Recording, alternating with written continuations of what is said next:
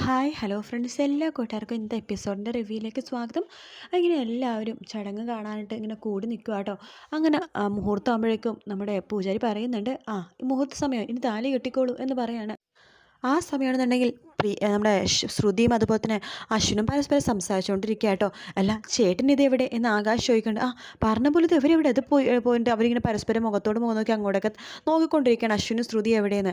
ആ സമയം അശ്വിൻ പറയുന്നുണ്ട് ശ്രുതിയുടെ അടുത്ത്, കണ്ടില്ലേ അവിടെ എല്ലാവരും നമ്മൾ അന്വേഷിച്ചുകൊണ്ടിരിക്കുകയാണ്. ഞാനിപ്പോൾ നിലത്തേക്ക് പോയാൽ മാത്രമേ നിൻ്റെ ചേച്ചിയുടെ കഴുത്തിൽ ആ ആകാശ് താലി കെട്ടത്തുള്ളൂ. നിനക്കറിയാലോ, മനോരമാൻ്റെക്ക് ഈ വിവാഹത്തിന് ഒട്ടും തന്നെ സമ്മതമല്ല. അതുകൊണ്ട് തന്നെ ഞാൻ താഴേക്ക് പോയില്ലെങ്കിൽ ആകാശ് വിവാഹം ചെയ്യത്തുമില്ല. ഞാനില്ലെങ്കിൽ ഒരിക്കലും ആ വിവാഹം നടക്കത്തുമില്ല.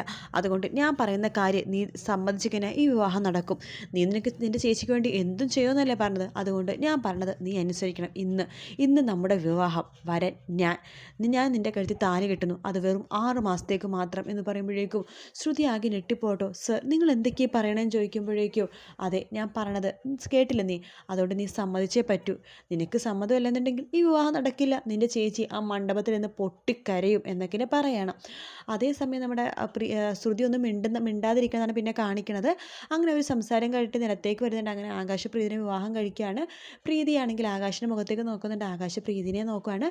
അവർ പരസ്പരം മുഖത്തോട്ട് നോക്കിക്കൊണ്ടിരിക്കുന്ന സമയത്ത് ആകാശ പ്രീതിയുടെ കഴുത്തിലേക്ക് താലി ചാർത്തുമാട്ടോ. എല്ലാവർക്കും ഭയങ്കര സന്തോഷമാവാണ്. ഇനി വലം വെച്ചോളൂ എന്ന് പൂജാരി പറയുകയാണ്. അങ്ങനെ ആകാശ പ്രീതിയുടെ കയ്യിൽ പിടിച്ചിട്ട് വലം വെക്കുവാട്ടോ. വലം വെക്കുന്ന സമയത്താണെന്നുണ്ടെങ്കിൽ നമ്മുടെ ശ്രുതിയൊക്കെ കണ്ണ് നിറഞ്ഞിരിക്കുകയാണ്. കാരണം തൻ്റെ ചേച്ചിയുടെ കല്യാണം കഴിഞ്ഞല്ലോ. ആ ഒരു സന്തോഷം അമ്മക്കും അമ്മായിക്കൊക്കെ ഭയങ്കര സന്തോഷമാവട്ടെ. എല്ലാവർക്കും ഭയങ്കര സന്തോഷമാണ്. അങ്ങനെ ആകാശും അതുപോലെ തന്നെ ശ്രുതിയുടെ വിവാഹം കഴിയുമ്പോൾ തന്നെ നമ്മുടെ ശ്രുതി അവിടെ നിന്ന് പതുക്കെ പുറകിലേക്ക് പോകുകയാണ്. അശ്വിനും അതുപോലെ തന്നെ പുറകിലേക്ക് പോകുന്നുണ്ട്. പിന്നെ അവർ മിസ്സിങ് ആണ് കേട്ടോ. അങ്ങനെ ആകാശ് ചോദിക്കണ്ടല്ല, ചേട്ടൻ ഇതെവിടെ പോയി, ശ്രുതിനെയും കാണുന്നില്ലല്ലോ എന്ന് നമ്മുടെ പ്രീതിയും പറയുന്നുണ്ട്. അപ്പം അഞ്ജലി പറയണ്ട, അവരെന്തെങ്കിലും അത്യാവശ്യത്തിന് രണ്ടുപേരും ഒരുമിച്ച് പോയതായിരിക്കും, ടെൻഷനൊന്നും അടിക്കണ്ട, രണ്ടുപേരും ഒരുമിച്ചല്ലേ പോയിരിക്കണത്, എന്തെങ്കിലും അത്യാവശ്യത്തിനായിരിക്കും എന്ന് പറയുമ്പോഴേക്കും ഈ അമ്മ അതായത് ശ്രുതിയുടെ അമ്മ പറയുന്നുണ്ട്, അയ്യോ എന്നാലും ശ്രുതി ഇതെവിടെ പോയി എന്നിങ്ങനെ ചോദിക്കുമ്പോഴേക്കും അമ്മായി പറയുന്നുണ്ട്, എന്തിനാ പ്രമിലെടുത്ത് ഇങ്ങനെ ടെൻഷൻ ആവണത്, അവൾ അശ്വിൻ സാരാമിൻ്റെ കൂടെയല്ലേ പോയിരിക്കണത്, ഒരു കുഴപ്പം ഉണ്ടാവില്ല, അവളെന്തിനും അത്യാവശ്യത്തിന് പോയതായിരിക്കുമെന്നേ, ചേച്ചി ടെൻഷൻ നടക്കേണ്ട, എന്തായാലും വിവാഹം കഴിഞ്ഞല്ലോ എന്നൊക്കെ പറയണം, അവരിപ്പോൾ തന്നെ ഇങ്ങോട്ട് വന്നേക്കുമെന്ന് പറയുന്നുണ്ട്. അതിനുശേഷം വിവാഹം കഴിഞ്ഞിട്ടുള്ള കാര്യങ്ങളൊക്കെ നടന്നുകൊണ്ടിരിക്കുകയാണ്.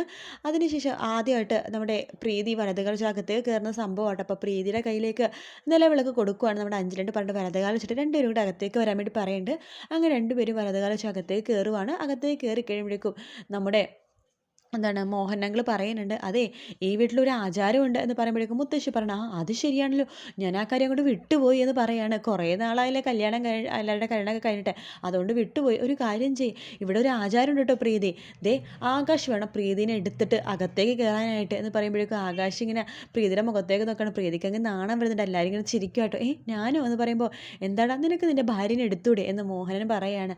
അത് ഞാൻ എന്ന് പറഞ്ഞിട്ട് നമ്മുടെ ആകാശ് നാണത്തോട് കൂടി തന്നെ ചിരിക്കുന്ന സമയത്ത് അച്ഛൻ നമ്മുടെ മോഹനൻ ആകാശോട് പറയണ്ടേടാ, മോനെ ഇവിടെ കല്യാണം കഴിഞ്ഞപ്പോഴേ നിൻ്റെ അമ്മയെ ഞാൻ പൊക്കിയെടുത്തിട്ട് അകത്തേക്ക് കയറ്റിക്കൊണ്ടുപോയത്, ഭാഗ്യം അന്ന് നിൻ്റെ അമ്മ പെൻസിൽ പോലെ മെലിഞ്ഞുണങ്ങിയായിരുന്നത്, അതുകൊണ്ട് പൊക്കാൻ ഒരു പാടും ഉണ്ടായിരുന്നില്ല, ഇപ്പോഴെങ്ങാനും ആയിരുന്നെങ്കിൽ എൻ്റെ നടുവൊടി ഞാൻ എന്നെ നിലത്ത് വീണാണെന്നൊക്കെ പറയുകയാണ്. അത് കേട്ട് എല്ലാവരും ചിരിക്കുന്നുണ്ട്.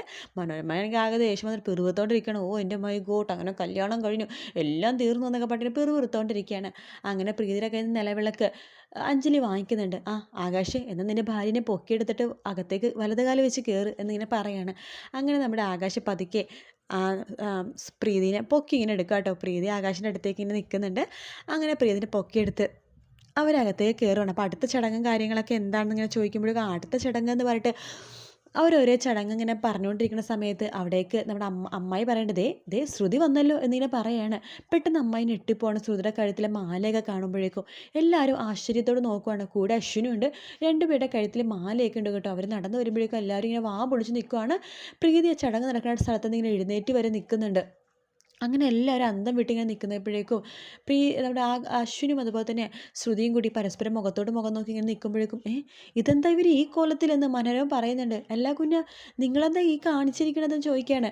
മനോരമ പറയാണ്, അല്ല എനിക്ക് തോന്നുന്നു ഇവർ രണ്ടുപേരും കൂടി വലിയ രാഷ്ട്രീയ പാർട്ടികളുടെ സമ്മേളനവും അതുപോലെ തന്നെ ജാഥയൊക്കെ കഴിഞ്ഞ് വരുവാൻ തോന്നുന്നു, കണ്ടില്ലേ രണ്ടുപേരുടെ കഴുത്തിൽ മാല എന്നൊക്കെ പറഞ്ഞ് ചിരിക്കുകയാണ്. അല്ല ഇതെന്താ ഇത് എന്ന് ചോദിക്കുകയാണ്. കുഞ്ഞ് ഇതെന്താന്ന് ചോദിക്കുമ്പോഴേക്കും അശ്വിൻ പറയുന്നുണ്ട്, അത് ഞങ്ങളുടെ വിവാഹം കഴിഞ്ഞു എന്ന് പറയാണ്. വിവാഹം കഴിഞ്ഞെന്നോ?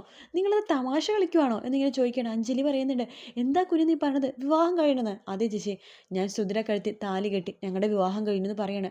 കുഞ്ഞ ഇതെന്താ ആർത്തവം പറയാതെ പെട്ടെന്ന്? നിങ്ങൾക്ക് അങ്ങനത്തെ ഒരു ആഗ്രഹം ഉണ്ടെന്നുണ്ടെങ്കിൽ നിങ്ങൾക്ക് ഞങ്ങളോട് പറഞ്ഞുകൂടായിരുന്നോ?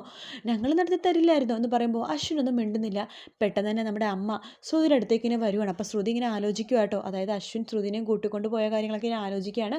പക്ഷേ ആർക്കും പറയാൻ പറ്റാത്ത ഒരു അവസ്ഥയായതുകൊണ്ട് തന്നെ ശ്രുതി ഇങ്ങനെ മിണ്ടാതിരിക്കുകയാണ്. അമ്മ ചോദിക്കണ്ടേ, എന്താ ശ്രുതി, എന്താ സംഭവിച്ചത്, ഞാൻ നിന്നോടാ ചോദിക്കണം പറയുമ്പോൾ ശ്രുതി മിണ്ടാതിരിക്കണ്ട്. അമ്മായി പറയണ്ട്, എടി ശ്രുതി എന്താ സംഭവിച്ചെന്ന് പറയടി, നീ കുടുംബത്തിൻ്റെ മാനം കളഞ്ഞല്ലോടി കുരുത്തം കെട്ടവളെ, നിന്നെ എങ്ങനെയാടി വളർത്തിയത് എന്നൊക്കെ ചോദിക്കുകയാണ്. ശ്രുതി ഇങ്ങനെ കരഞ്ഞുകൊണ്ട് തന്നെ ഇരിക്കുക കേട്ടോ. പറ ശ്രുതി, എന്താ സംഭവിച്ചതെന്ന് അമ്മ ചോദിക്കുമ്പോഴേക്കും ശ്രുതി ആ നടന്ന സംഭവങ്ങളൊക്കെ ആലോചിക്കുക കേട്ടോ. അശ്വിൻ വിളിച്ചുകൊണ്ട് പോയതും അത് ആകാശിൻ്റെ പ്രീതനെ താലി കെട്ട് കഴിഞ്ഞപ്പോൾ തന്നെ ശ്രുതിയുടെ കയ്യിൽ അശ്വിൻ പിടിച്ചിട്ട് വലിച്ച് അവിടെ നിന്ന് ഇറക്കിക്കൊണ്ട് വരുന്ന ഭാഗമൊക്കെ നമ്മുടെ ശ്രുതി ഇങ്ങനെ ആലോചിക്കുകയാണ്. അതിനെക്കുറിച്ച് കൂടുതലൊന്നും കാണിക്കുന്നില്ല.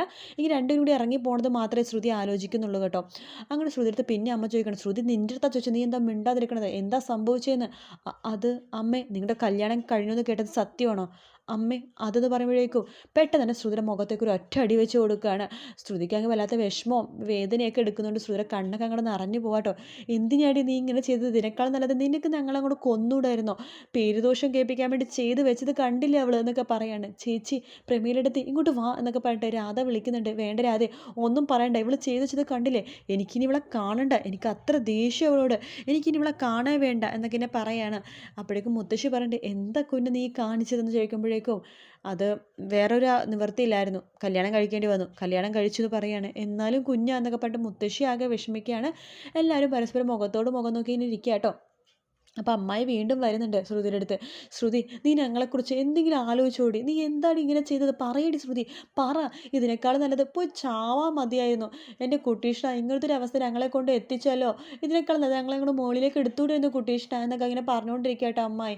പ്രീതിയാണെങ്കിൽ ആകെ കണ്ണൊക്കെ നിറഞ്ഞിങ്ങനെ ശ്രുതിനെ നോക്കിക്കൊണ്ടിരിക്കുകയാണ്. കുറച്ച് ദേഷ്യമുണ്ട്, അതുപോലെ തന്നെ സങ്കടമുണ്ട്. ആ ഒരു രീതിയിൽ ശ്രുതിനെ നോക്കിക്കൊണ്ടിരിക്കുകയാണ്. ശ്രുതിക്കാണെങ്കിൽ ആരുടെ മുഖത്ത് നോക്കാൻ പോലും പറ്റുന്നില്ല. നിലത്ത് നോക്കിക്കൊണ്ട് ശ്രുതി ഇങ്ങനെ നിൽക്കുക കേട്ടോ. അപ്പോൾ എനിക്കൊക്കെ ഇങ്ങനെ ആകെ അന്താളിച്ച് ഇങ്ങനെ നിൽക്കുന്നുണ്ട്.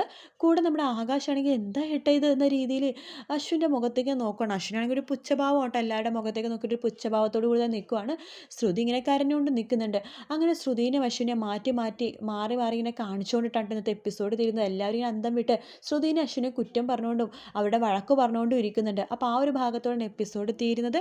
വീഡിയോ ഇഷ്ടപ്പെട്ടെങ്കിൽ ലൈക്ക് ചെയ്യാൻ മറക്കരുത്, സബ്സ്ക്രൈബ് ചെയ്യാൻ മറക്കരുത്. മറ്റൊരു വീഡിയോ ആയിട്ട് വീണ്ടും കാണാം ഫ്രണ്ട്സ്. അതുവരെ ടേക്ക് കെയർ, ബൈ ബൈ.